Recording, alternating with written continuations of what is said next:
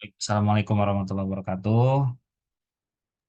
Waalaikumsalam warahmatullahi wabarakatuh.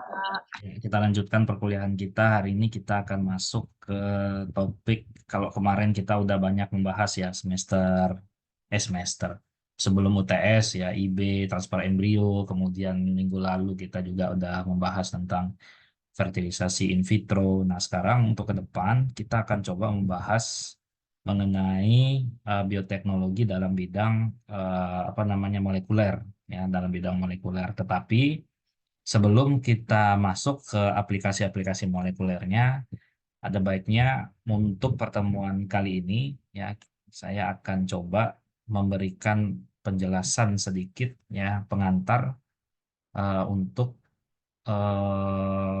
apa namanya topik-topik bioteknologi dalam bidang molekuler ini ya.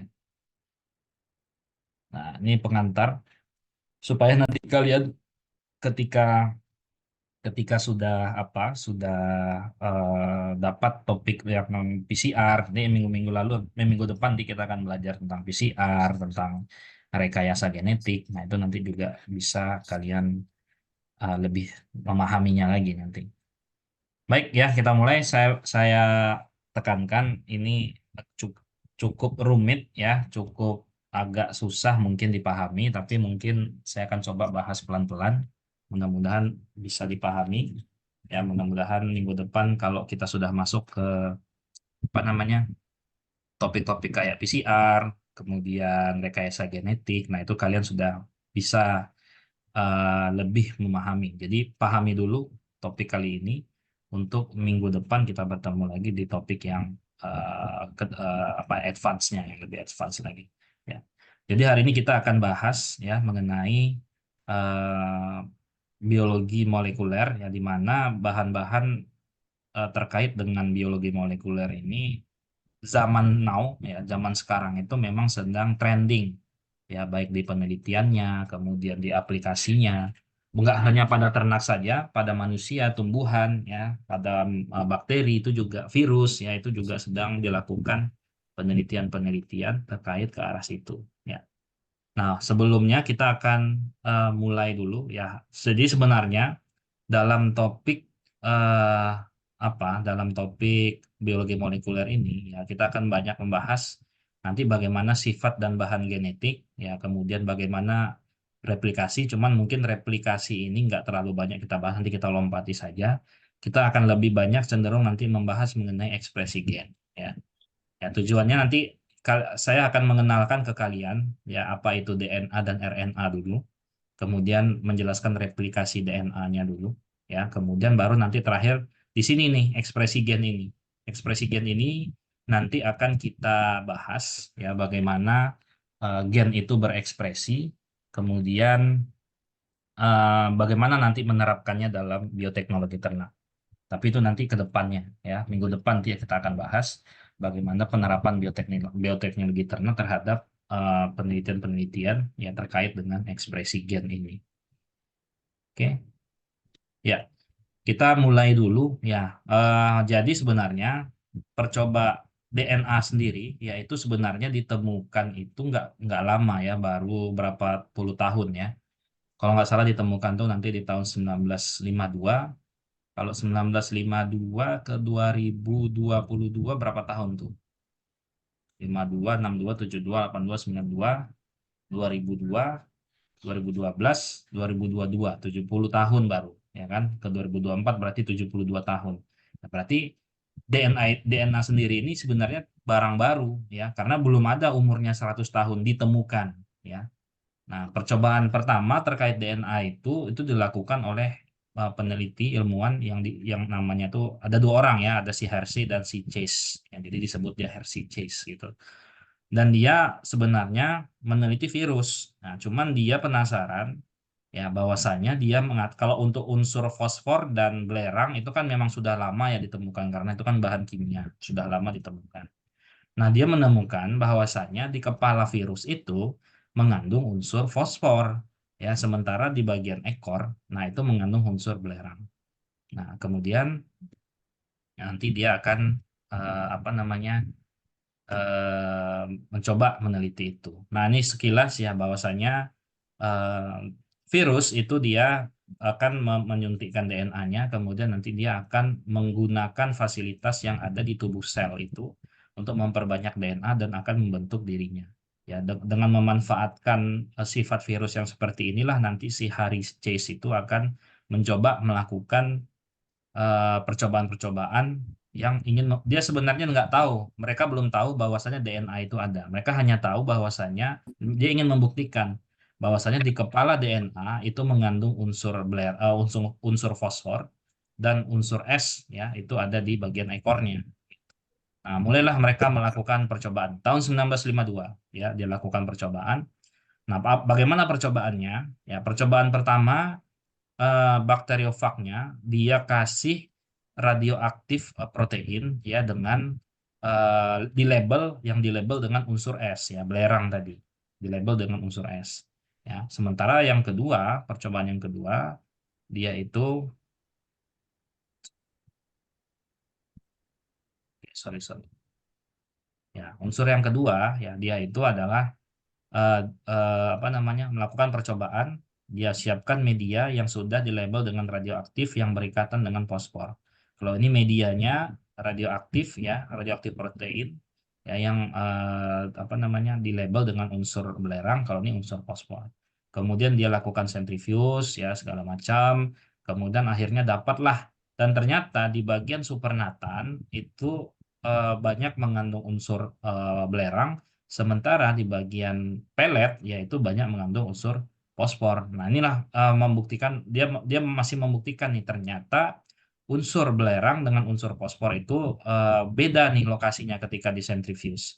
Nah, ternyata yang belerang lebih ringan nih dibandingkan dengan unsur fosfor. Jadi artinya ada sesuatu gitu kan yang sehingga menyebabkan unsur fosfor itu jadi lebih berat ya dibandingkan dengan unsur belerang.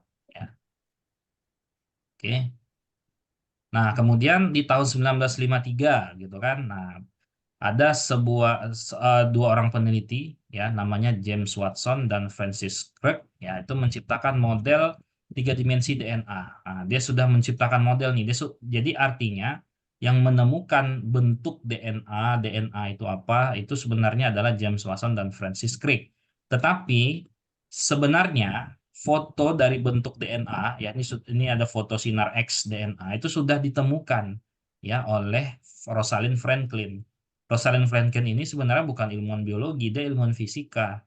Ya, dia suka memfoto benda-benda kecil gitu ya. Dia suka memfoto ukuran logam-logam gitu kan, unsur-unsur bagaimana sih bentuknya sampailah suatu hari dia mencoba memfoto suatu organ sel tumbuhan ya dan ketemulah nih bentuknya seperti ini.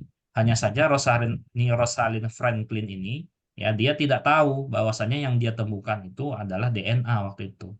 Waktu itu kalau nggak salah fotonya diambil tahun 1940-an ya, saya lupa apa 1930-an. Ya Rosalind Franklin memfoto itu. Nah, beberapa tahun dia pada saat itu Rosalind Franklin itu umurnya masih sekitar 20-21 tahun ya. Bayangkan ya, dia umur 21 tahun, dia sudah menemukan model DNA, struktur DNA. Nah, kita umur 21 tahun tuh sedang apa kita? Sedang kuliah kita kan sementara dia sudah menemukan ya umur 21 tahun dia udah menemukan kita masih masih sibuk kuliah kita belajar main game ya kan sana sini ya kan nggak jelas kalau dia sudah berhasil menemukan struktur DNA. Nah, beberapa tahun kemudian ya Rosalind Franklin ini meninggal dunia ya karena kanker serviks. Dia kena kanker, akhirnya dia meninggal beberapa tahun kemudian tidak sempat melanjutkan penelitian tentang apa yang dia temukan nih gambar ini. Nah, dilanjutkanlah hasil kerja dia itu oleh si James Watson dan Francis Crick tadi. Dilanjutkanlah pekerjaan dia. Dan akhirnya si James Watson dan Francis Crick menemukan DNA ya pada tahun 1953. Dan James Watson dan Francis Crick itu mendapatkan hadiah Nobel. Ya, Nobel itu adalah hadiah atau reward yang diberikan kepada ilmuwan-ilmuwan akibat penemuan-penemuannya ya dia akan menerima Nobel gitu kan. Tetapi James Watson dan Francis Crick tidak mengambil hadiah Nobel itu atau dia ambil tetapi dia letakkan di atas kuburannya Rosalind Franklin karena dia merasa yang pertama kali berjasa, yang seharusnya mendapat hadiah Nobel itu adalah si Rosalind Franklin ini. Ya, jadi meskipun Watson dan Crick yang memutuskan bahwasannya itu adalah DNA, tetapi mereka tidak akan bisa bekerja mendapatkan hasil yang bagus kalau tidak ada kerja keras dari Rosalind Franklin. Ya, jadi Nobelnya itu dihadiahkan ke kuburannya Rosalind Franklin ya. Padahal Rosalind Franklin pada saat itu sudah meninggal. Oke, itu sekilas ceritanya. Ya. Oke, nah jadi model DNA, nah DNA itu dikemas dia, ya dikemas dalam bentuk kromosom namanya. Nah, ketika sebuah sel, ini ada sebuah ini yang bulat ini yang kita anggap sebagai sel. Ketika sebuah sel itu belum akan membelah, ya, dia masih dalam mode istirahat, ya, masih dalam mode rest gitu kan, sedang istirahat, maka kromosomnya itu memiliki dua buah lengan. Tapi ketika dia akan membelah diri, ya kan, akan memperbanyak diri, maka kromosomnya akan bereplikasi namanya. Ya, digandakan. Ya, yang tadinya dua lengannya cuma dua, satu, dua, dia lengannya akan menjadi dua. Ya, akan jadi dua lengannya. Seperti itu. Ya. Nah, oke, kita masuk ke model kromosom. Nah, kalau yang kalian lihat nih, kromosom itu punya bentuk nih, bentuknya seperti huruf X gitu kan. Bentuknya seperti huruf X itu kalau kita lihat di bawah mikroskop elektron ya dengan perbesaran 1 juta kali lipat gitu kan, satu perbesaran 1 juta itu ternyata bisa kita lihat bentuk kromosom itu dia seperti X, tetapi dia tuh seperti ada benang-benang kusut ya. Jadi dia tuh membentuk benang-benang kusut. Nah, benang-benang kusut ini. Dan apa ya benang-benang kusut ini setelah kita perbesar lagi ya dengan apa namanya perbesaran yang 500 kali 500 juta kali lagi ya, itu ternyata kelihatan benang-benang tersebut adalah sebuah DNA. Nah, ini sebuah DNA. Nah, DNA yang double helix yang bertaut ya atau berikatan atau menempel ya pada sebuah protein yang disebut dengan histon.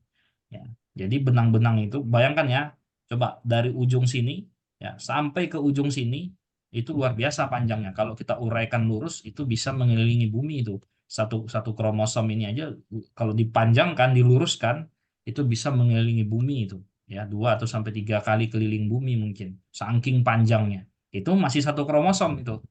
Manusia itu punya 46 kromosom. Nah, bayangkan tuh seberapa panjangnya kode-kode genetik kita di dalam, padahal itu berada di dalam sebuah sel yang sangat kecil ya, di dalam kromosom lagi.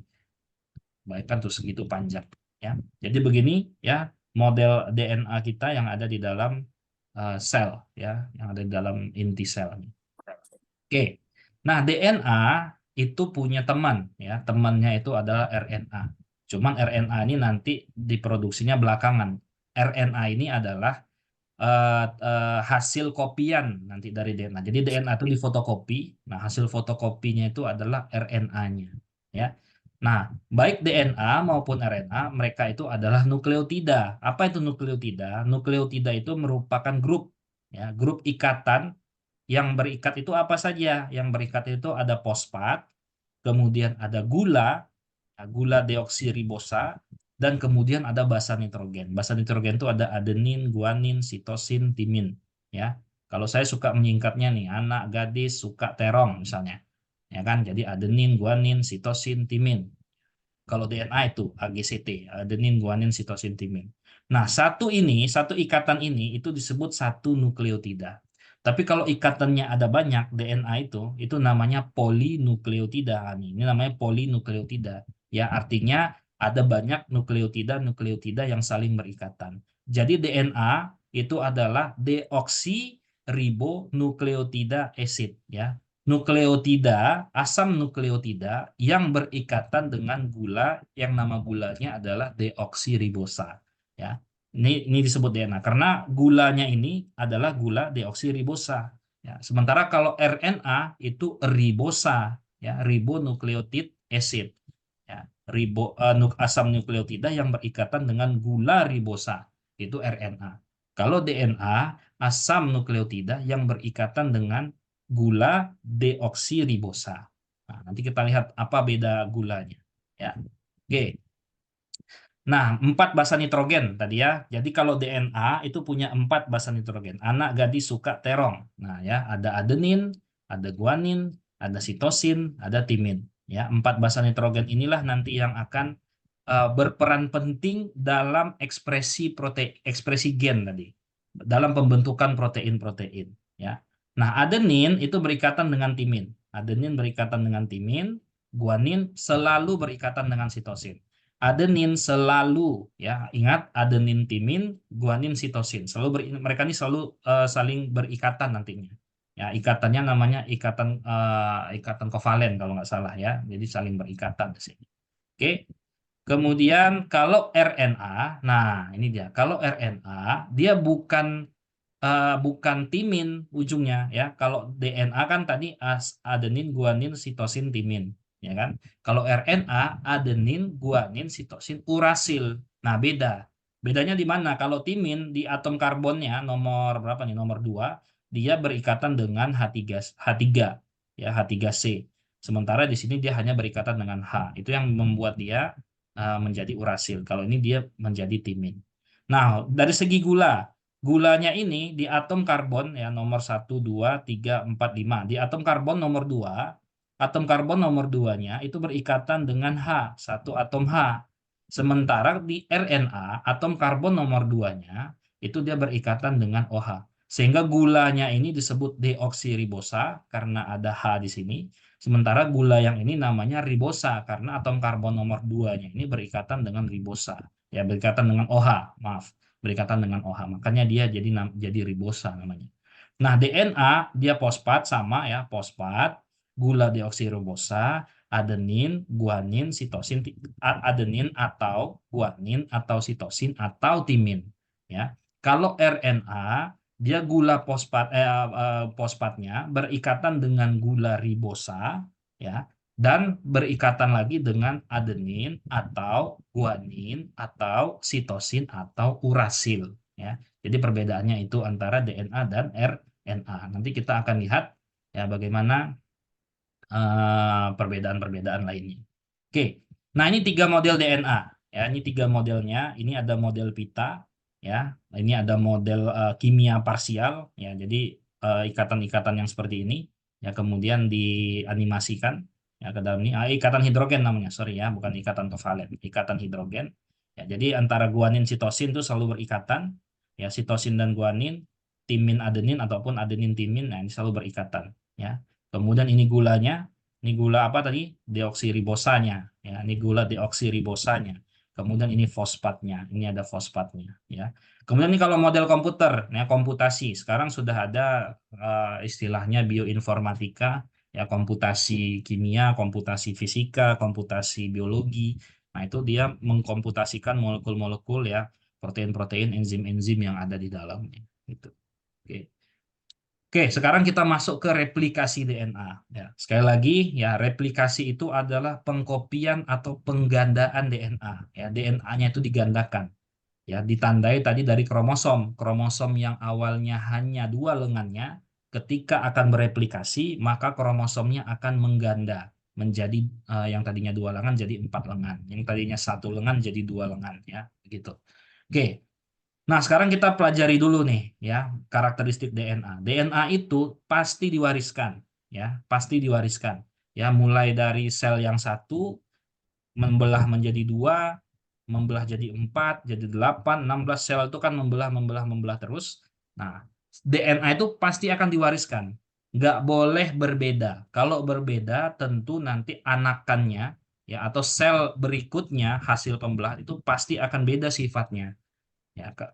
Gitu. Misalnya sel sel beta pankreas menghasilkan insulin.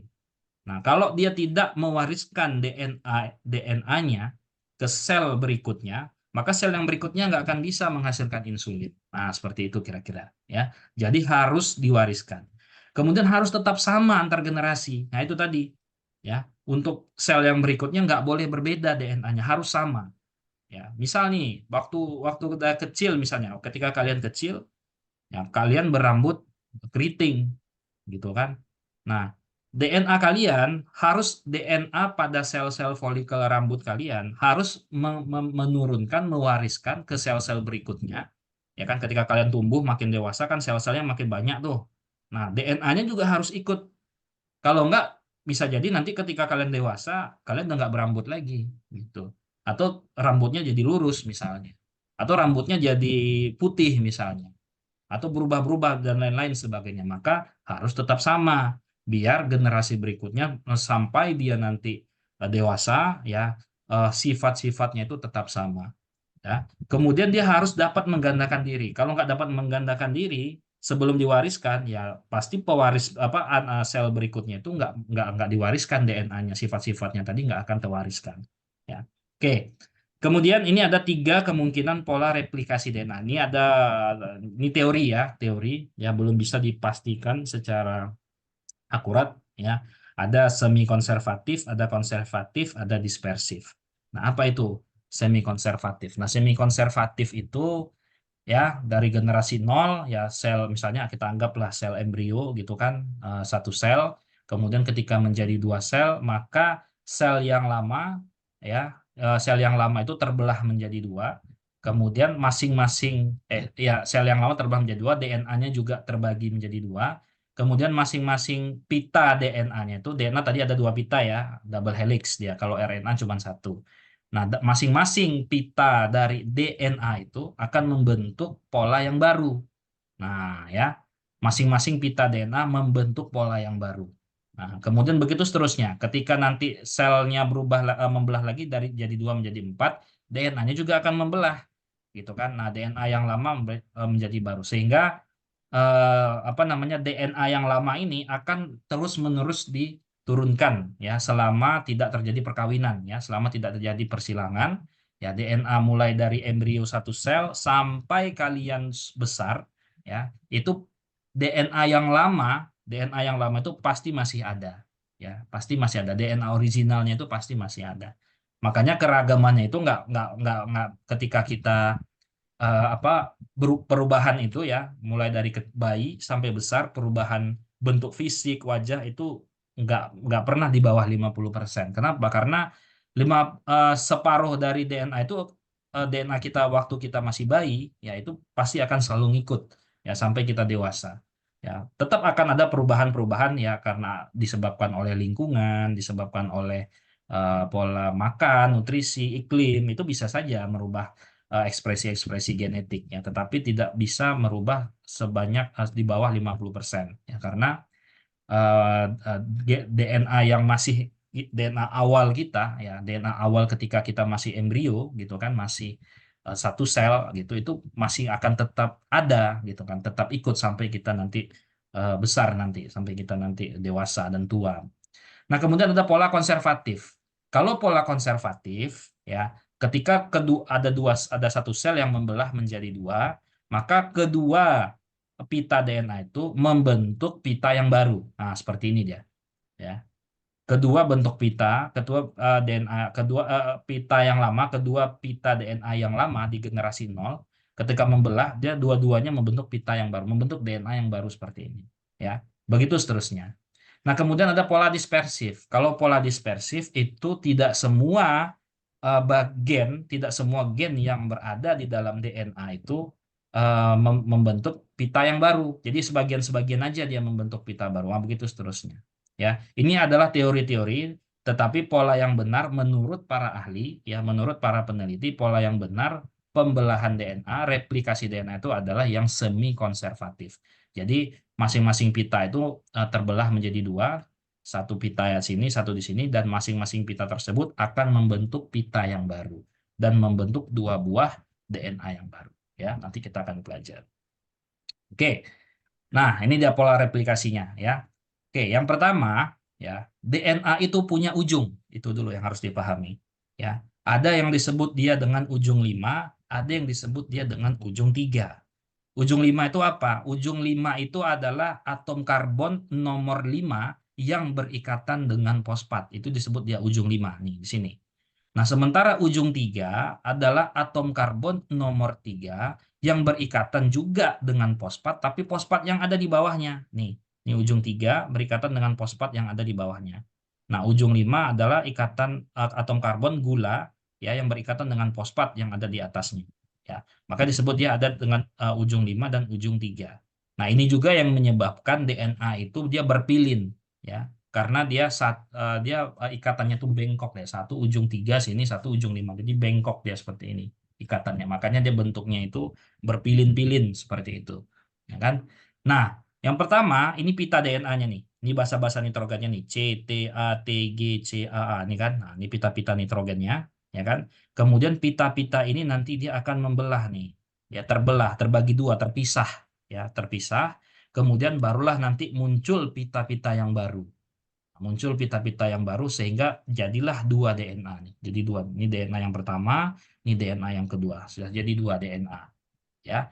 Begitu juga nih dengan ini modelnya. Jadi nanti pitanya itu terpisah jadi dua dan masing-masing pita itu nanti akan membentuk pita yang baru. Yang warna abu-abu itu adalah pita yang baru.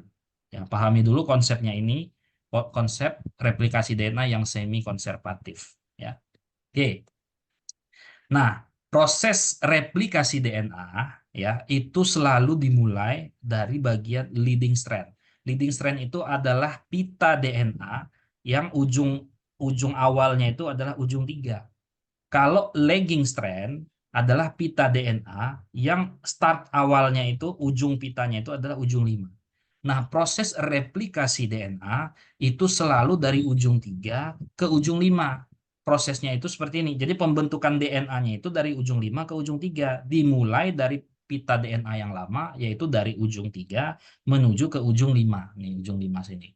Nah, prosesnya itu harus dari ujung 5 ke ujung 3, maka ketika proses replikasi di pita yang bagian leading strand ini, maka proses replikasinya bisa berjalan secara berkelanjutan nih, continuous. Ya, 5 ke ujung 3 lurus.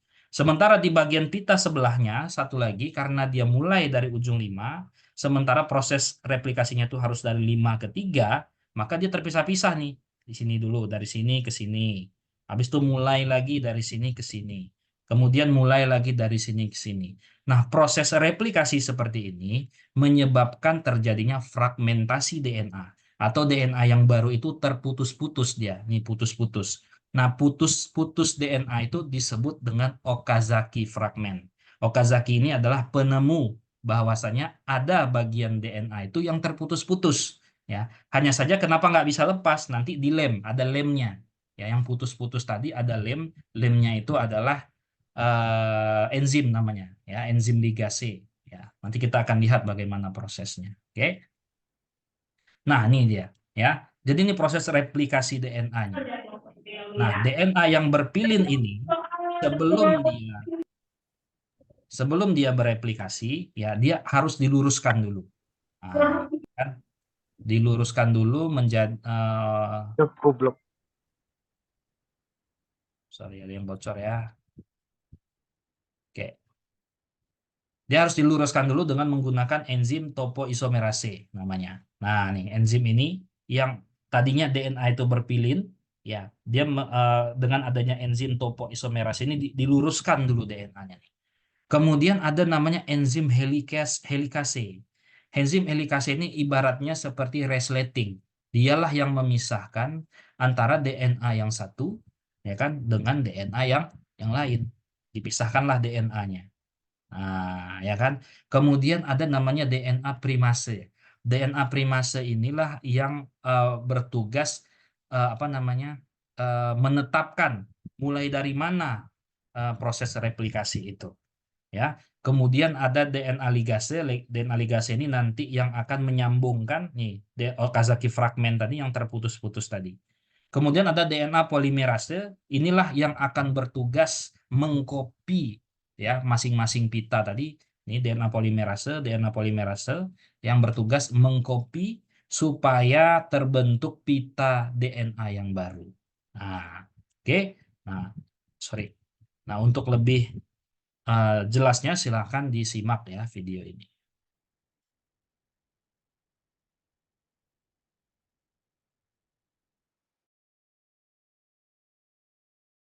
DNA is a molecule made up of two strands. Suara videonya kedengaran nggak? Dengar, Pak. Dengar, Pak. Oke, oke. Twisted around each other in a double helix shape. Each strand is made up of a sequence of 4 chemical bases, represented by the letters A. Oke, jadi ini tadi DNA-nya berpilin, ya kan, kemudian diluruskan. Nah, yang meluruskan itu sebenarnya ada sebuah enzim namanya enzim topoisomerase. Oke, DNA-nya sudah lurus ya. Kita lanjutkan. C, G, and T. Oke, ada basa nitrogen, sitosin, adenin, guanin, timin. Sitosin selalu berikatan dengan guanin, timin selalu berikatan dengan adenin. Oke, kita lanjut. The 2 strands are complementary. This means that wherever there's a T in one strand, there will be an A in the opposite strand. And wherever there's a C, there will be a G in the other strand. Each strand has a 5' end and a 3' end. Oke, ada ujung ya, ada ujung 5 dan ada ujung 3. Begitu sebaliknya. Nah, pita yang atas ya, ujung 5-nya dia bilang di sini, ujung 3-nya di sini. Berarti pita yang bawah yang di sini ini ujung 5-nya. Di sini ujung 3-nya gitu ya, selalu seperti The itu. 2 strands run in opposite directions. Nah, This determines proposal apa namanya? Proses pembentukan DNA yang baru itu selalu dimulai dari ujung 5 ke ujung 3 gitu ya. how each strand of DNA is replicated. The first step in DNA replication is to separate the 2 strands.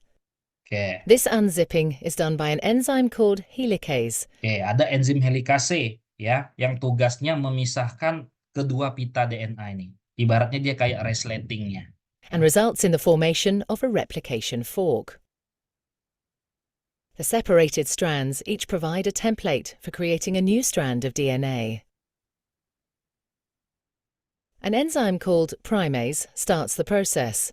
Oke, ada enzim primase tadi ya. Enzim primase inilah yang akan menentukan di mana tahap awal, di mana posisi awal, di mana startnya ya. Proses replikasi itu akan berlangsung. Ya, dia yang menentukan. This enzyme makes a small piece of RNA called Ya, dia akan membuat sebuah penanda ya supaya nanti DNA polimerase tahu oh dari sini mulainya. the primer. Gitu. This Namanya marks the primer. starting point for the construction of the new strand of DNA. Ya. An enzyme called DNA polymerase binds to the primer and will make the new strand of DNA. Nah, baru masuk DNA polimerase memulai untuk mengcopy ya.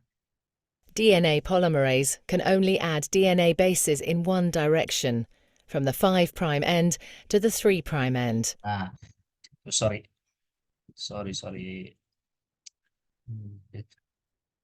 This unzipping enzyme makes a small piece of RNA.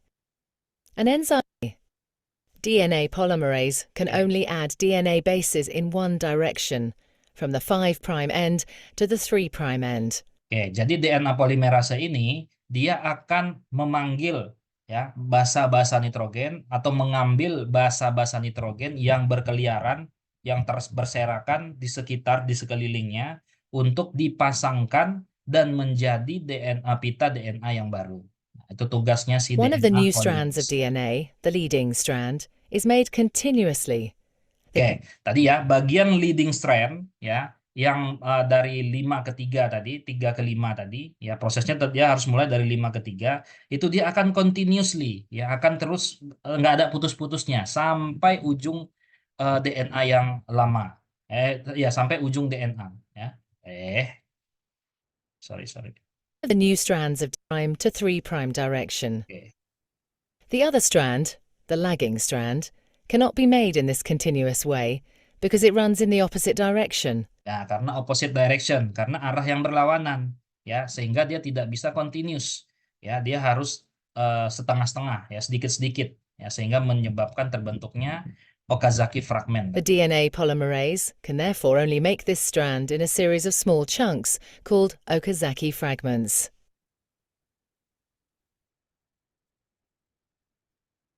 Ya, Each begitu fragment terusnya, is ya. started with an RNA primer. Jadi pekerjaannya lebih repot ya, yang bagian DNA lagging polymerase strand. then adds a short row of DNA bases in the 5' to 3' direction.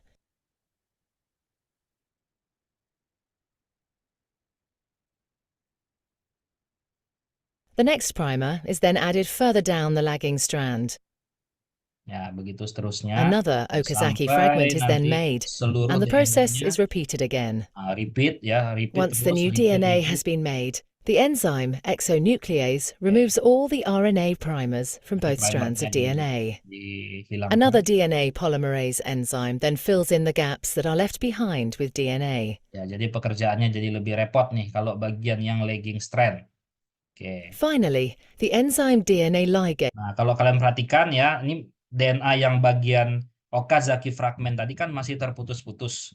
Nah, oleh si DNA ligase ini nanti akan nempel di DNA untuk mengelem. Jadi DNA tadi nggak putus, yang tadinya masih terputus-putus, ya supaya dia tidak rusak, maka oleh enzim ligase ini dia akan sambungkan potongan-potongan DNA tadi. seals up the Khususnya fragments of bagian yang DNA in both strands to form a Okazaki continuous fragment. double strand. DNA replication is described as semi-conservative because each DNA molecule is made up of one old, conserved strand of DNA and one new one. Ya, semi konservatif ya. Dia akan dari satu DNA yang lama akan membentuk satu DNA yang baru, pita yang baru. Ya. Oke. Baik, itu untuk replikasi DNA. Nah, sekarang kita akan berbicara bagaimana caranya protein itu diproduksi. Ya, bagaimana proses pembentukan protein itu. Nah, protein ya itu dibentuk oleh asal muasalnya itu dari DNA. Ya, dari DNA ke RNA kemudian menjadi protein. Genotip DNA itu diekspresikan dalam bentuk protein yang merupakan molekul dasar fenotip sifat. Ya. Konstitusi informasi genotip suatu organisme itu dibawa oleh sekuen basa DNA yang tadi adenin, guanin, sitosin, timin itu merupakan cikal bakalnya protein. Kalau nggak ada itu nggak akan bisa dibentuk protein. Ya. Hasil studi pemeriksaan ketidaknormalan metabolisme memberikan petunjuk awal bahwa fenotip diekspresikan melalui protein. Ya, jadi misalnya bentuk rambut, warna kulit, warna bulu. Nah, itu sebenarnya yang berperan itu adalah protein. Misal, untuk warna rambut, ya kan, ada warna kulit misalnya, ada melanin ya, pigmentasi melanin, itu protein. Kalau dia ada melaninnya, warna kulitnya jadi berwarna, gitu kan, warna gelap kah, warna merah kah, warna putih kah, warna coklat kah, tergantung nanti melaninnya seperti apa. Tapi kalau tidak ada melanin, artinya kulitnya tidak punya pigmen warna, tidak punya protein melanin ini, dalam artian dia tidak punya pigmentasi warna pada kulitnya. Sehingga orang-orang yang tidak punya melanin dalam tubuhnya, tidak memproduksi melanin, sel-sel kulitnya tidak memproduksi melanin, maka orang-orang ini akan terkena penyakit albino gitu ya. Jadi penyakit albino itu adalah ketidakmampuan sel kulit pada orang tersebut atau pada hewan tersebut untuk memproduksi protein yang disebut dengan melanin. Ya. Maka kalau pada mata misalnya, pada mata itu ada melatonin ya. Ada melanin, ada melatonin. Kalau melatonin pada mata tidak diproduksi, maka sensitivitas kita terhadap cahaya akan terganggu, hormon-hormon lain nanti juga bisa terganggu. Nah, begitu ya. Jadi ekspresi yang kita keluarkan, ekspresi ini dalam hal warna rambut, warna kulit, gitu kan, bentuk mata, bentuk hidung, tinggi badan, ya. Semua itu diwujudkan, diekspresikan melalui protein. Ada protein-protein yang menyebabkan terjadinya bentuk tubuh kita seperti itu.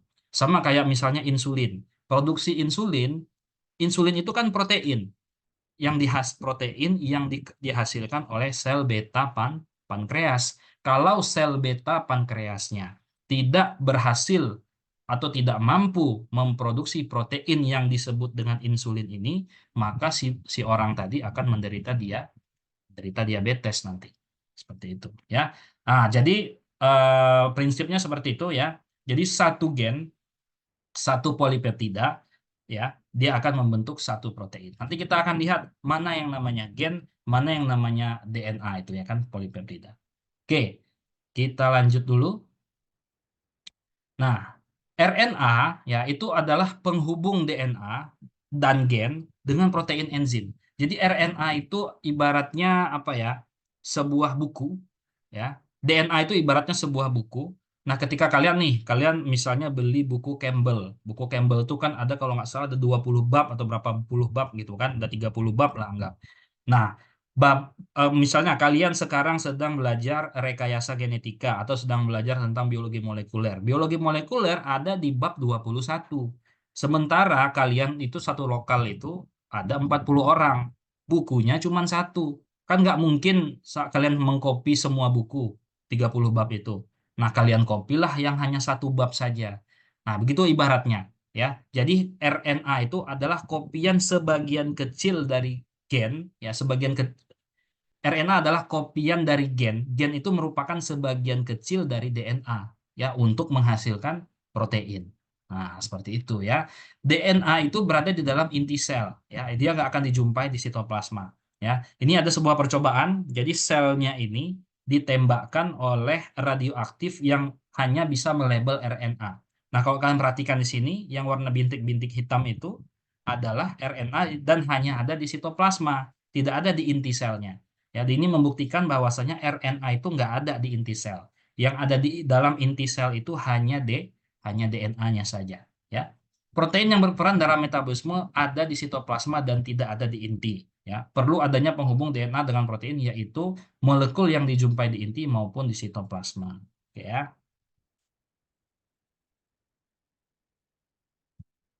Kenapa ini? Oke, lanjut. Nah, bagaimana gen itu diekspresikan ya? Jadi dari DNA ya, DNA tadi, gen itu harus ditranskripsikan, harus dikopi. Beda dengan replikasi. Kalau replikasi seluruh DNA dia kopi, mulai dari ujung sampai ujung seluruh kromosom itu dikopi itu. Ya, jadi artinya misalnya kalau ada buku Campbell itu satu buku itu dikopi semuanya itu namanya replikasi. Tapi kalau transkripsi dia hanya mengcopy sebagian aja, sebagian bab saja atau selembar aja atau 2 lembar aja yang dia copy sesuai dengan kebutuhan. Misal kayak tadi nih, kita mau membuat protein yang disebut dengan insulin tadi kan. Nah, dari begitu panjangnya DNA yang tadi saya bilang DNA itu kalau diluruskan itu bisa mengelilingi bumi gitu kan. Sepanjang itu ternyata yang mengkode atau password untuk membuat protein, kode untuk membuat protein yang kita sebut dengan insulin itu cuma sedikit aja gitu.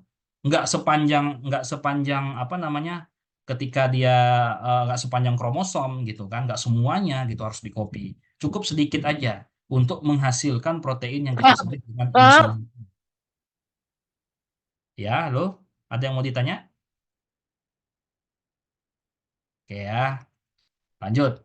Nah, jadi setelah terbentuk hasil kopiannya itu disebut dengan RNA. Hasil kopiannya itu yang disebut dengan RNA.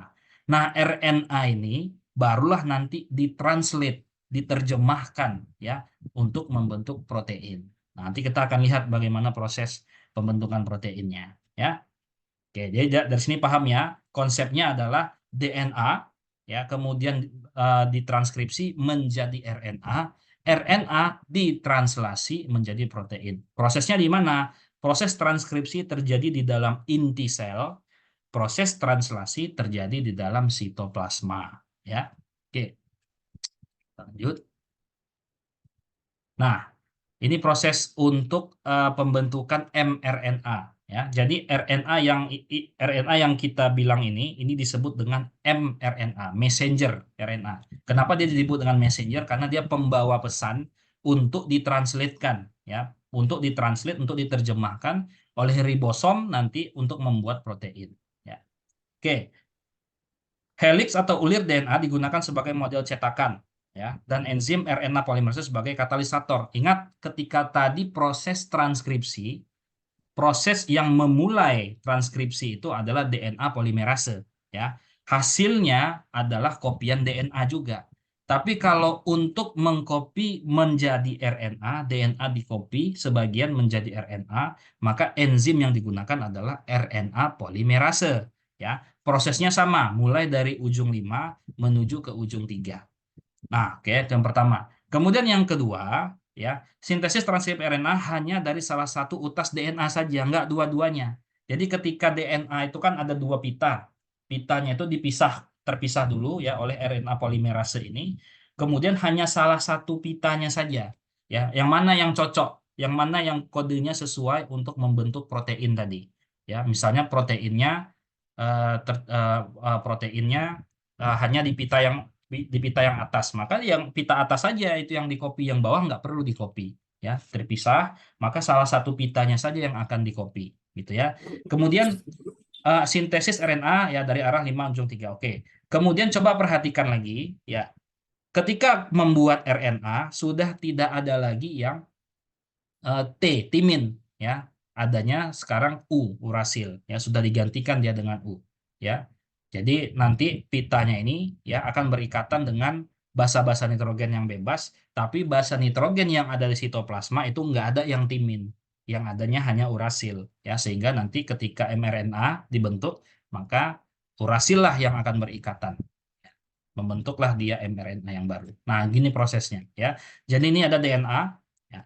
Kemudian ada promoter. Nah, promoter ini adalah batas, ada promoter, ada terminator namanya. Promoter dan terminator ini merupakan batas antara satu gen dengan gen yang lain. Jadi kan DNA itu panjang. DNA itu ada batas-batasnya. Dari sini sampai sini itu gen yang mengkode pembentukan insulin. Dari sini sampai sini gen yang mengkode pembentukan FSH misalnya. Dari sini ke sini gen yang mengkode pembentukan LH misalnya, macam-macam ya. Nah, yang membatasi itu adalah promoter dan terminator. Jadi RNA polimerase itu udah tahu dia ketika dia diperintah untuk mengcopy, tolong kopikan kode genetik untuk membuat protein katanya. Siap katanya. Dia langsung hinggap nih. RNA polimerase langsung hinggap di promoter di tempat gen. Gen ini adalah gen yang mengkode pembentukan insulin, misal ya, pembentukan insulin. Maka dia nempel nih. Nah, ketika dia nempel, dia akan berjalan. Nah, jalan mulai dari promoter sampai ke bagian terminator gennya, ya. Dari ujung awal sampai ke ujung akhir gen ya, bukan ujung DNA ya, tapi ujung gen ya. Oke, kemudian ketika dia jalan maka dia selesai nih, keluarlah hasil kopiannya. Nah, seperti ini prosesnya dia di dalam itu.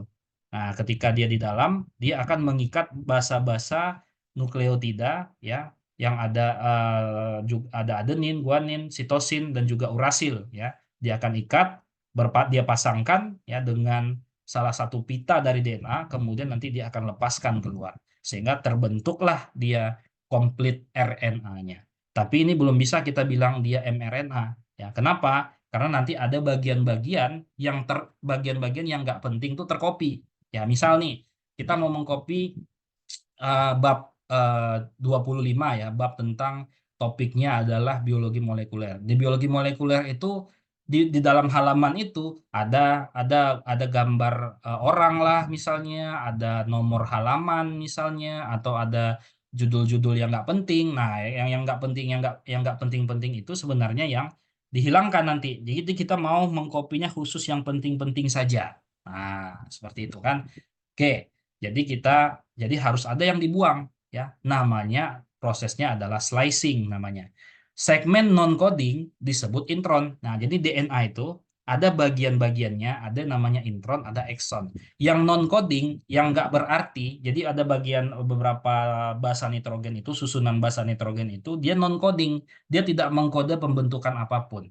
Nah, ini kadang-kadang ikut terkopi. Ya, ketika kita mau memfotokopi kan kita nggak bisa ngatur nih, oh ini hilangkan dulu deh sebelum fotokopi, nggak bisa. Ya, dia kalau kita mengcopy tentu kita ikut semuanya, ya kan. Nah, ketika sudah jadi, barulah kita hilangkan nih yang nggak pentingnya. Mungkin kita gunting kah, mungkin di tip X lah segala macam. Nah, begitu juga dengan RNA. Bagian-bagian non coding atau disebut dengan intron itu nanti dihilangkan dulu nih, sehingga jadilah dia mRNA utuh, kemudian ditutup, ujungnya dikasih topi, pangkalnya dikasih topi, ujungnya dikasih ekor.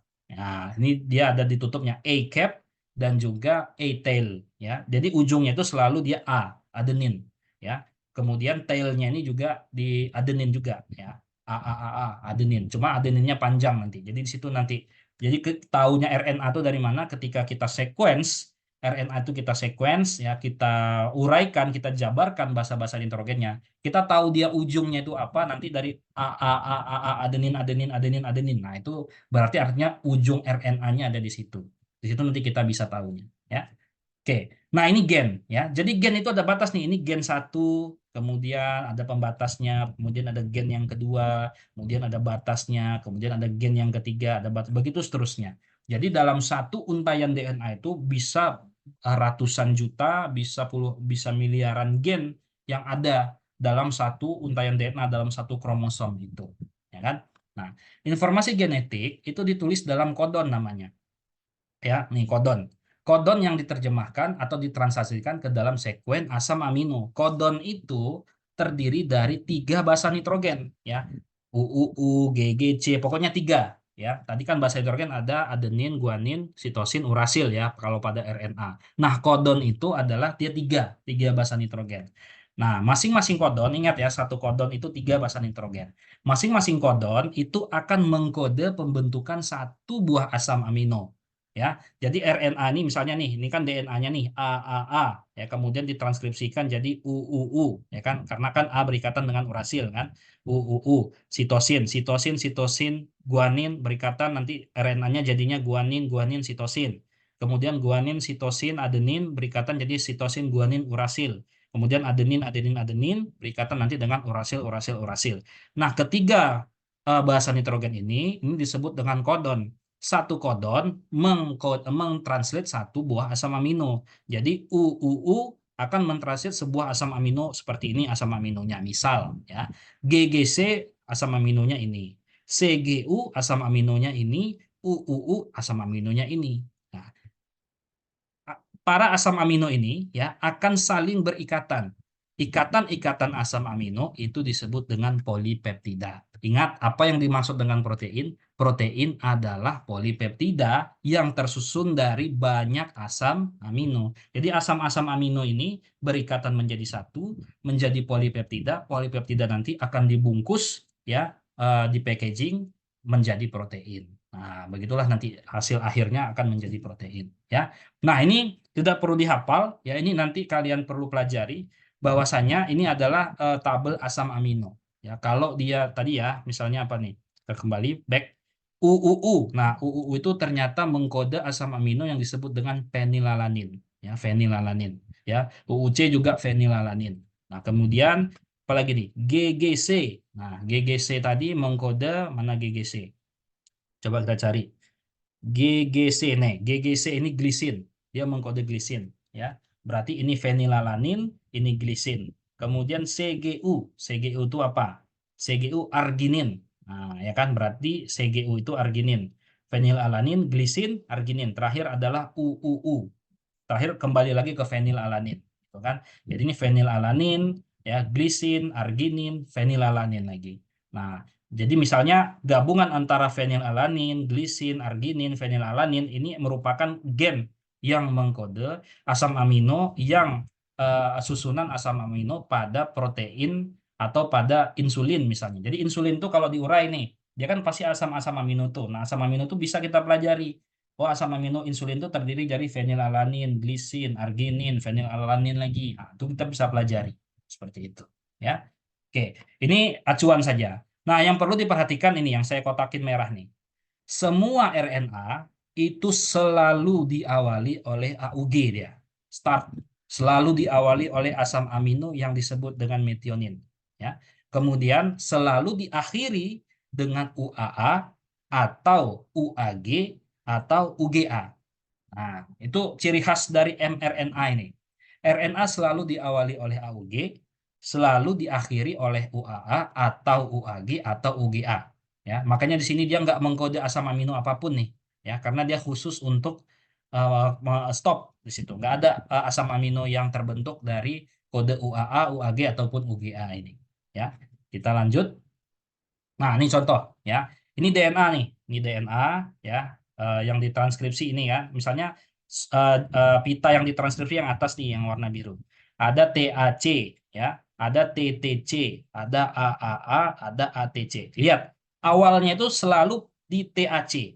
Dan ketika TAC ini ditranskripsikan, dia akan menjadi AUG, start codon.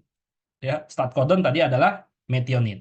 Ya, kemudian ada TTC, ya kan? TTC kalau dia replikasi jadi AAG, kalau dia transkripsi dia jadinya AAG juga, sama. AAG tadi mengkode asam amino apa nih? Kita lihat AAG, lisin. Nah, ya kan? Ini jadi lisin dia di sini. Kemudian ada UUU, ya, AAA, adenin, adenin, adenin. Kalau replikasi dia timin, timin, timin, tapi karena dia di transkripsi menjadi RNA, dia nggak TTT, dia menjadi UUU. Nah, UUU itu apa? UUU itu adalah misalnya penilalanin. Nah, penilalanin ya. Kemudian diakhiri dengan ATC. ATC itu kalau dia transkripsi jadi TAG, tapi karena dia stop codon, ya kan? Dia jadinya UAG nih. ATC jadi UAG gitu kan. UAG itu mana? Nih, stop ya, jadi stop. Nah, kemudian ini tadi jadi metionin, ini jadi lisin, ini jadi fenilalanin. Inilah gabungan dari asam amino ini disebut dia polipeptida. Nah, inilah cikal bakalnya protein tadi, asam amino tadi, ya. Oke, kemudian ini adalah proses translasi, ya, proses translasi dari yang ini. Bagaimana cara dia mentranslasikan kodon-kodon ini, ya, ditranslasikan dia menjadi protein. Nah, begini caranya. Ini tadi mRNA tadi, ya, mRNA. Kemudian ini ada tRNA. Nah, tRNA itu merupakan RNA yang ada di sitoplasma yang dia mengikat asam amino nih, ada asam aminonya nih dia ikat di sini. Ya kan? Kemudian ada namanya organel sel yang disebut ribosom. Nah, pernah dengar kan? Pasti belajar biologi pasti ada organel sel yang disebut dengan ribosom. Nah, ribosom ini nanti dia akan mengapit mRNA, kemudian memanggil si tRNA untuk berikatan dengan mRNA ini sesuai dengan kodonnya. Ya, gitu ya. Jadi misalnya di sini AUG, tentu di sini dia akan panggil tRNA yang punya kode UAC yang mengikat metionin tadi. Nah, lengketlah dia di sini. Nah, dia lengket di sini, kemudian dia jalan nih. Jalan sepanjang mRNA ini, begitu seterusnya dia panggil semua tRNA sesuai dengan kodon-kodonnya, ya kan? Kemudian nanti dia akan melekatkan asam-asam amino tadi. Sehingga terbentuklah polipeptida-polipeptida ini. Nah, seperti itu ya. Nah, untuk lebih jelasnya kita simak ya videonya.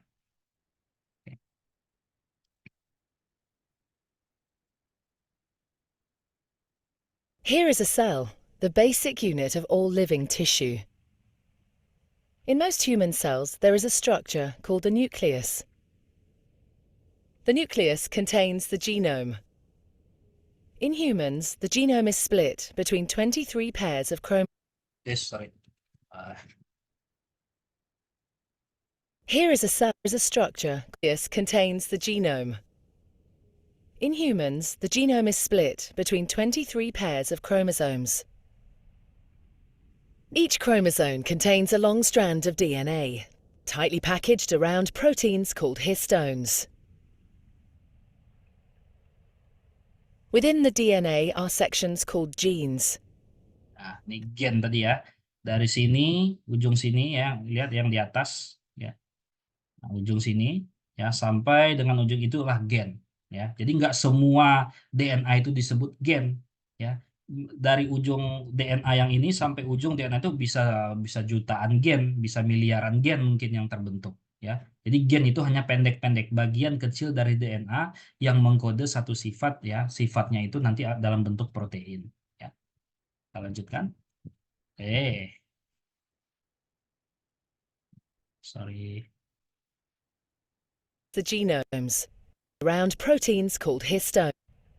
Genes contain the instructions for making proteins. Yeah. When a gene is switched on, an enzyme called RNA polymerase attaches to the start of the gene. Oke, jadi kalau tadi pada replikasi DNA, DNA-nya itu adalah DNA polimerase ya yang akan memulai mereplikasi. Tapi ini adalah RNA polimerase yang akan memulai proses transkripsi. Ingat sekali lagi, DNA polimerase proses untuk replikasi, kalau RNA polimerase untuk transkripsi ya. Oke. It moves along the DNA, making a strand of messenger RNA out of free bases in the nucleus.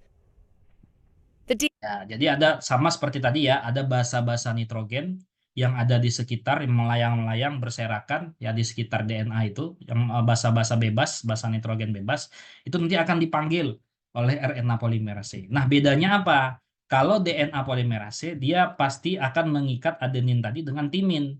Nah, kalau dia RNA polimerase, dia akan mengikat adenin tadi dengan urasil, ya, seperti itu. DNA code determines the order in which the free bases are added to the messenger RNA. This process is called transcription. Nah, this proses disebut dengan transkripsi. Jadilah dia nih mRNA. Before the messenger RNA can be used as a template for the production of proteins, it needs to be processed. This Ya, dihilangkan ya. Jadi setiap kali sebelum dia diproses untuk ditranslasikan, maka ada bagian dari mRNA ini yang akan dihilangkan yang kita sebut tadi dengan intron ya. Nah, intron itu dia akan dihilangkan karena dia adalah non coding ya, basa nitrogen yang non coding, tidak mengkode apapun, pembentukan apapun. Ya. involves removing and adding sections of RNA. The messenger RNA then moves out of the nucleus into the cytoplasm. Nah, oke. Kemudian dia bergerak ya menuju sitoplasma, keluar dari inti sel menuju sitoplasma. Protein factories in the cytoplasm, called ribosomes, bind to the messenger RNA. Oke. Jadi ribosom ya datang ya untuk dia siap siaga gitu kan, ketika mRNA ini keluar dari nukleus, maka dia langsung ikat ya, dia langsung mengikat nih mRNA tadi. Oke. The ribosome reads the code in the messenger RNA to produce a chain made up of amino acids. Ya, ini adalah tRNA ya, di mana tRNA ini dia punya kodon juga nih, kodon yang khusus untuk nanti menempel di mRNA. Nah, si tRNA ini dia punya asam amino di atasnya ya, selalu dia sesuaikan tuh. Misalnya dia AUG tadi, asam aminonya dia pasti ini metionin gitu. Jadi kalau UUU misalnya asam aminonya fenilalanin gitu ya. Oke. There are 20 different types of amino acid. Transfer RNA molecules carry the amino acids to the ribosome. Ya, ini namanya tRNA itu transfer RNA. Kalau mRNA itu adalah messenger RNA. Ya, kenapa disebut transfer? Karena dia nanti yang akan mentransfer asam amino ini. Ya.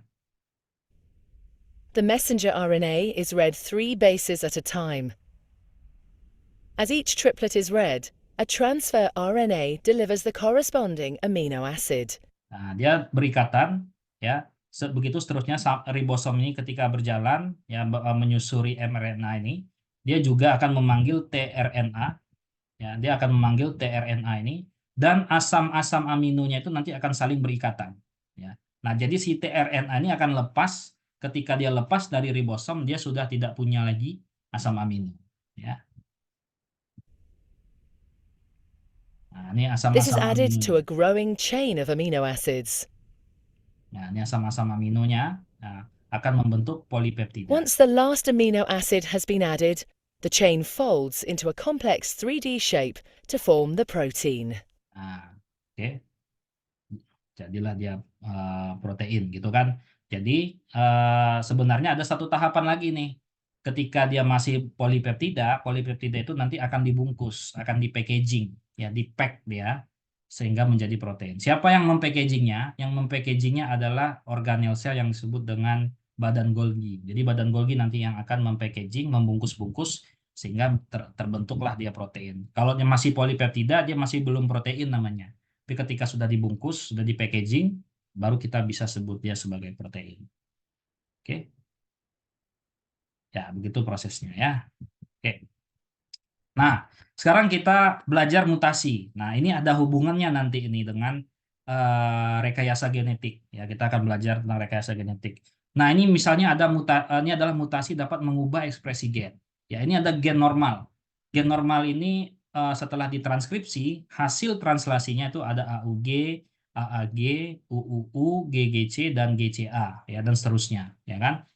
AUG ini mengkode metionin, lisin, kemudian fenilalanin, kemudian glisin, dan alanin misalnya kan. Nah, rupanya pada bagian ini yang glisin, ya, GGC, ternyata bagian yang G, guanin ini mengalami substitusi, ya, atau entah salah tukar, salah tertukar, atau manalah posisinya nggak tahu, ya, entah kemana dia perginya, disubstitusi tertukar menjadi A. Maka yang harusnya GGC mengkode pembentukan glisin jadi AGC mengkode pembentukan serin. Hanya perkara satu basa nitrogen saja bisa merubah satu bentuk susunan asam amino.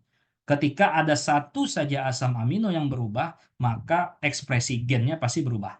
Contoh, ya, misalnya untuk mengkode insulin, maka dibutuhkan asam amino metionin, lisin, fenilalanin, glisin, alanin. Ketika glisin ini berubah menjadi serin, maka nggak insulin yang dihasilkan, mungkin protein lain yang kerjanya itu nggak sama dengan insulin. Jadi bayangkan ya, hanya gara-gara satu saja basa nitrogen itu berubah, maka itu bisa menjadi penyebab kegagalan sel dalam memproduksi protein. Ya, ini juga ada satu lagi mutasi, contohnya adalah delesi. Delesi itu hilang. Ya, contoh nih, AUG, ya, ini normal AUG, AAG, ya, kemudian harusnya UUU, dia U-nya hilang. Sehingga G yang tadinya di depan bergeser. Sehingga harusnya dia tadi UUU mengkode pembentukan fenilalanin, jadi UUG mengkode pembentukan leusin. Nah, ini bisa berdampak fatal. Kenapa? Kalau ini saja hanya mengubah satu bentuk asam amino, sementara kalau dia hilang, maka yang depannya itu bergeser ke belakang, maka akan merubah semuanya. Yang harusnya dia fenilalanin, glisin, dan alanin, jadi dia mengkode pembentukan leusin, alanin, dan histin misalnya. Nah, coba bayangkan tuh. Jadi hilang saja satu. Kalau ini masih tertukar nih. Kalau dia masih tertukar, dia masih berubah asam aminonya satu gitu. Tapi kalau dia hilang, ke belakangnya dia akan berubah terus tuh.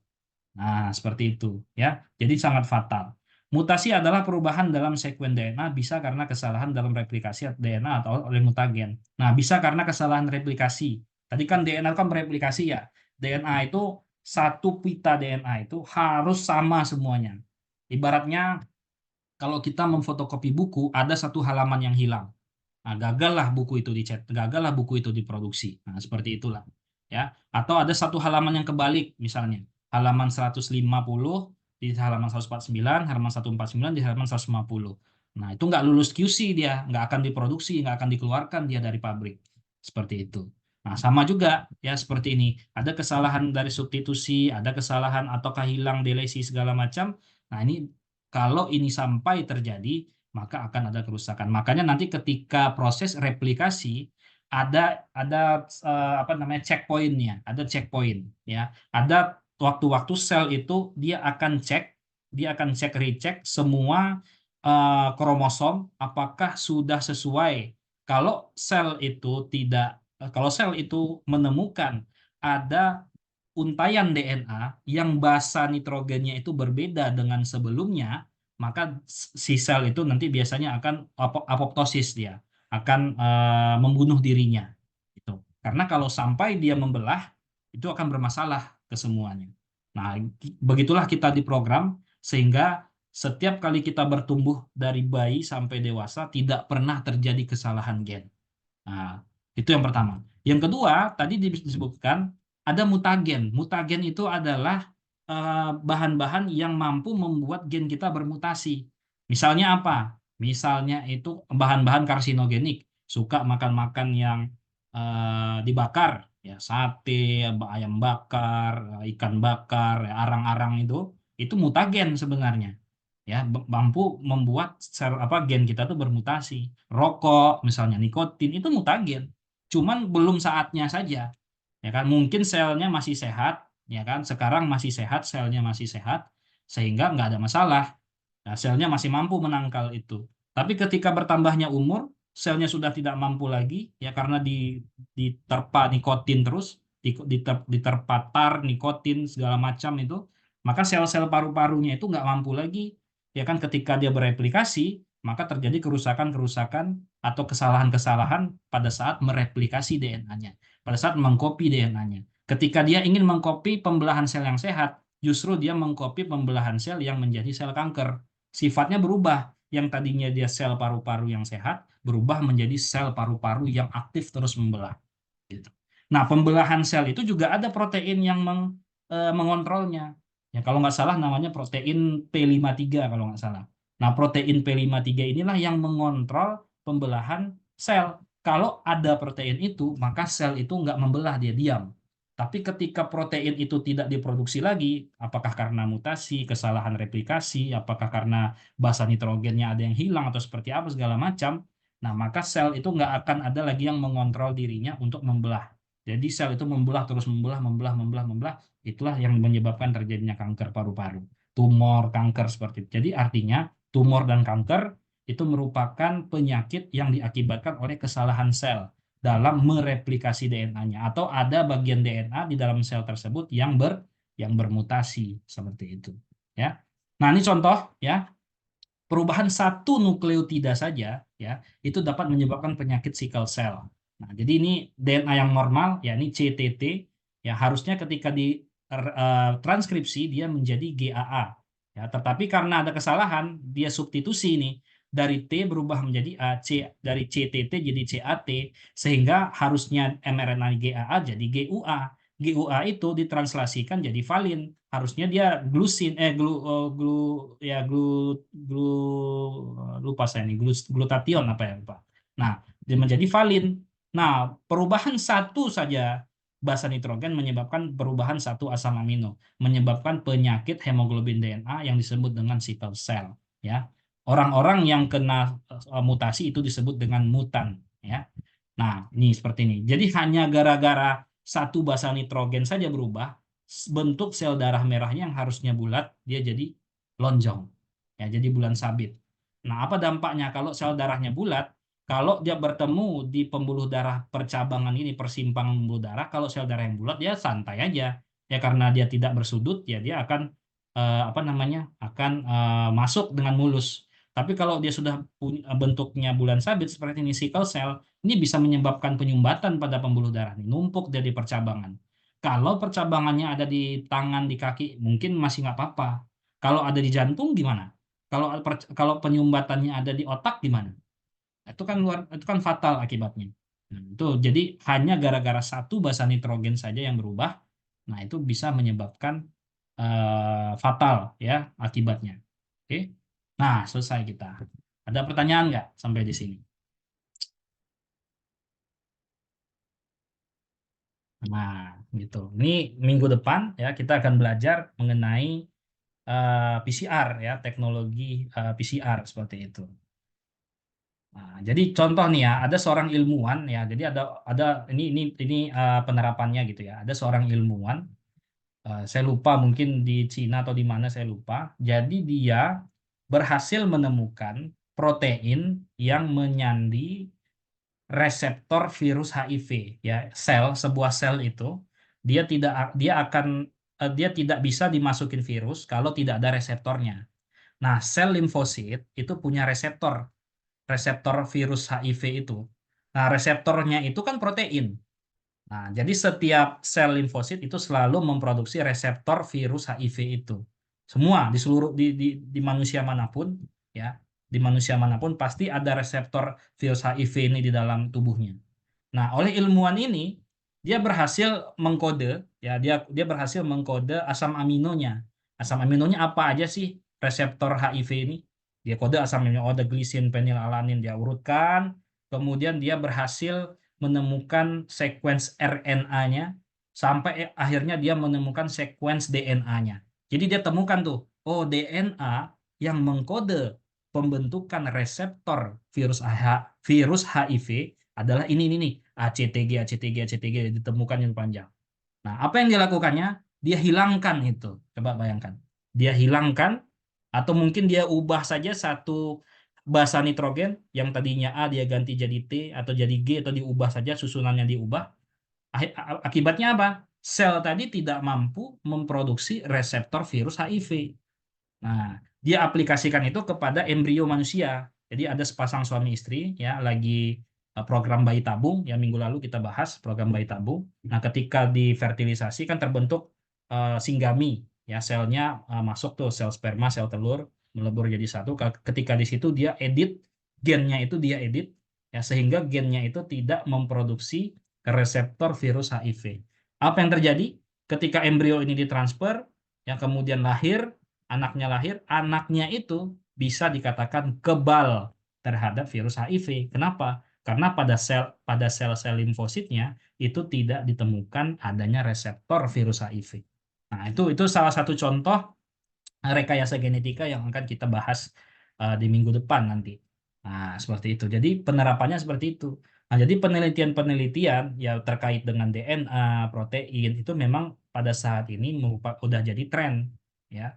Menemukan misalnya kalau saya sekarang sedang mengerjakan apa namanya identifikasi protein ya pada sel-sel sperma, sel telur atau sel-sel reproduksi lainnya untuk mencari tahu nih ada apa tidak potensi-potensi infertilitas gitu kan pada sel sperma ataupun pada sel-sel reproduksi itu. Sehingga suatu saat nanti ketika DNA-nya itu diketahui ya mungkin kemungkinan dua. Yang pertama mungkin kita bisa bikin kit PCR-nya. Kit PCR-nya ini nanti digunakan untuk mendeteksi infertilitas gitu kan.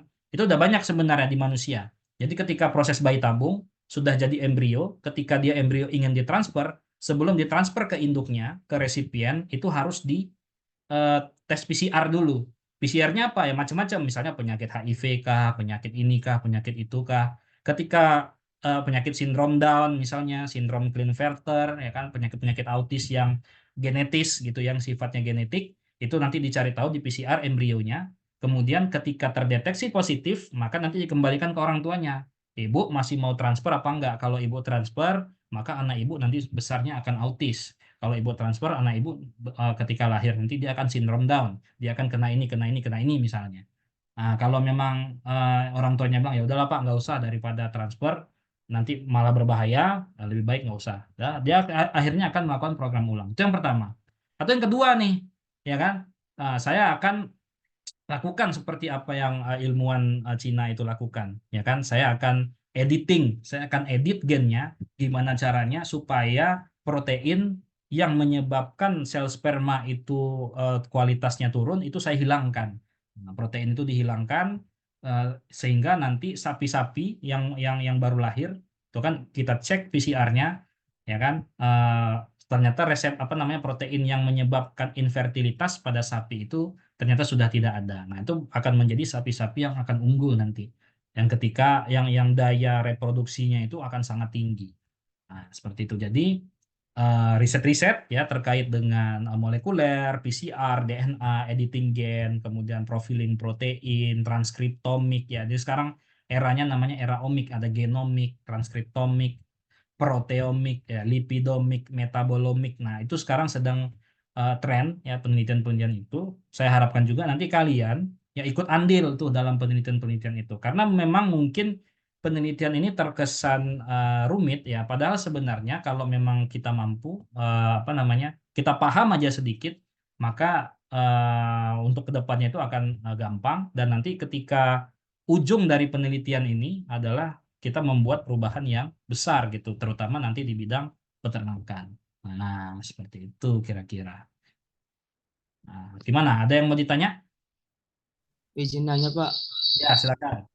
perkenalkan nama saya Nijar Halumana Rahab. Ya. Izin nanya Pak, tadi Bapak bilang kalau DNA itu ada orang waktu kecil rambutnya apa lurus, terus waktu dewasa juga lurus. Itu karena DNA-nya ya Pak? Terus kalau karena DNA-nya ada juga Pak orang dari kecil rambutnya lurus, terus pas udah dewasa rambutnya jadi keriting Pak. Itu karena DNA-nya juga atau penyebabnya apa Pak? Terima kasih. Ya, jadi yang saya bilang, sel-sel itu tuh berekspresi, sama seperti kita nih. Kita tuh berekspresi ketika kita kepanasan, ekspresi kita cemberut gitu kan. Ketika kita kedinginan, kita ekspresinya menggigil, kayak mana gitu. Kita senang, kita ketawa ekspresinya. Nah, sel itu juga berekspresi dia. Nah, ekspresinya itu dalam bentuk protein. Dia memproduksi protein apa enggak. Contoh misalnya pada rambut tadi. Ketika dia bayi, ya kan, rambutnya mungkin lurus. Ya. Artinya apa? Protein yang diekspresikan itu oleh gen folikel rambutnya itu, oleh gen yang ada di sel-sel folikel rambutnya itu, ada sebuah protein yang membuat rambut ini menjadi keriting misalnya, jadi lurus misalnya. Ketika dia dewasa, dia bermain nih, dia main ke sana kemari, atau dia mulai pakai sampo, ya kan, mulai pakai apalah apa namanya conditioner segala macam ya, skincare segala macam, mulai dia bermain panas-panasan, mulai dia pakai minyak rambut, pakai apa pomade-pomade segala macam itu kan, mulai banyak yang diterpa nih oleh rambutnya. Nah, rambut itu juga berekspresi dia. Ekspresinya itu sel-selnya itu akan memproduksi protein. Nah, protein-protein yang diproduksinya itu bisa jadi yang menjadi penyebab rambutnya tadi menjadi keriting. Bisa saja. Ya, saya ini rambutnya dulu waktu bayi itu lurus. Waktu bayi lurus, mulai SMA, SMP itu masih lurus rambut saya. Mulai SMA mulai menjadi ikal dia. Nggak tahu saya kenapa. Ya, mungkin karena saya dulu hobi pakai minyak rambut, mungkin hobi main panas-panasan, atau dulu pakai minyak rambut tapi jarang cuci rambut. Nah, bisa aja kayak gitu. Jadi semua semua sel dalam tubuh kita itu berekspresi. Nah, ekspresinya itu dalam bentuk protein. Nah, apakah DNA-nya berubah? DNA-nya itu nggak berubah. Yang berubah itu adalah ekspresinya. Apakah saya berubah? Misalnya ketika saya kecil, saya orangnya misalnya pendiam, ya kan? Atau orangnya banyak omong, misalnya. Atau orangnya pengen ingin tahu, orangnya kepoan, misalnya. Apakah saya ketika udah besar saya berubah? Belum tentu, gitu. Orangnya kan nggak berubah, gitu. Orangnya nggak berubah, tapi ekspresinya yang berubah. Mungkin karena lingkungannya, mungkin karena teman-teman saya orangnya pendiam semua, saya jadi yang awalnya saya suka ngomong, suka ngobrol, karena ketemu dengan orang-orang pendiam, jadi saya pendiam juga. Tapi kan diri sayanya nggak berubah, fisiknya kan nggak berubah. Sama, DNA juga gitu. DNA itu nggak akan berubah. Yang berubah itu hanya ekspresinya saja. Nah, sama misalnya kayak penelitian nih, sekarang saya sedang lakukan riset nih, misalnya kan, ada sperma segar dan sperma beku kan, semen segar dan semen beku. Itu saya teliti proteinnya tuh. Kalau yang semen segar seperti apa proteinnya? Kalau semen beku seperti apa proteinnya? Nah, semen beku itu kan udah jelas, dia lingkungannya berubah. Yang tadinya segar, ya kan, bagus, tiba-tiba dirubah jadi beku, jadi dingin. Tentu sperma tadi itu akan mengalami cekaman-cekaman beku kan. Nah, saya mau lihat nih bagaimana ekspresi si sel sperma itu dalam bentuk protein. Nah, setelah dilakukan penelitian, oh ternyata pada semen beku dihasilkan protein ini. Ah, yang tidak ada di semen segar. Padahal kan DNA-nya sama. DNA pada semen segar dengan pada semen beku kan sama. Dari sapi yang sama. Sama semuanya. Ya, tetapi kenapa bisa berbeda nih? Kok pada semen beku justru produksi protein ini dia ya? Kok yang segar kok enggak ya? Nah, seperti itu. Ternyata protein yang setelah diteliti, protein yang dihasilkan oleh semen-semen beku ini ternyata protein yang mengganggu, ya kan? Protein-protein stres akibat si sel sperma tadi stres karena beku tadi dingin. Dia kedinginan, dia stres, dia mengekspresikan, dia menghasilkan sebuah protein. Nah, setelah dicari tahu, protein-protein ini merupakan faktor yang menyebabkan si sel sperma tadi jadi lambat, motilitasnya jadi rendah. Seperti itu. Nah, coba bayangkan, seandainya saya tahu nih gen yang mengkode protein-protein ini, kemudian saya hilangkan gen ini, maka kemungkinan si sel sperma tadi, meskipun dia sudah dibekukan, dia tetap motilitasnya tetap tinggi nanti. Nah, seperti itu. Kalau seandainya nanti suatu saat nanti saya berhasil gitu kan, atau kita semua lah, atau siapapun di antara kalian berhasil menemukan gen yang mengkode pembentukan protein yang menyebabkan stres pada sperma ketika dibekukan. Nah, seperti itu. Jadi ketika gen ini dihilangkan, ya kan, maka si sperma tadi nggak akan stres lagi dia. Mau dibekukan, misalnya sebelum dibekukan motilitasnya 70% misalnya. Setelah dibekukan kan motilitasnya menurun tuh jadi 40%. Nah, ketika gen ini dihilangkan, bisa jadi motilitasnya tetap 70%. Sudah di towing pun tetap dia melaju cepat. Karena karena dia nggak stres gitu kan, tidak stres lagi terhadap lingkungannya. Nah, seperti itu. Nah, begitu kira-kira Nizar. Ada lagi yang mau ditanya? Silakan kalau ada. Cukup? Cukup, Pak. Oke, baik ya. Kalau saya rasa mudah-mudahan paham. Jadi ini saya record ya. Nanti saya upload ke YouTube. Nanti bagi yang belum sempat ngikutin kuliah, teman-teman yang nggak sempat hadir atau kalian ingin mengulang-ulang lagi, nanti silakan lihat di YouTube-nya saja. Ya, nanti saya upload ke YouTube. Baik, kalau memang tidak ada pertanyaan ataupun kalau belum ada dan nanti mana tahu ada pertanyaan, bisa ditanyakan minggu depan. Mudah-mudahan minggu depan kita bisa ketemu lagi secara offline ya. Baik, karena sudah jam 11 saya tutup ya. Kita ketemu lagi minggu depan. Assalamualaikum warahmatullahi wabarakatuh.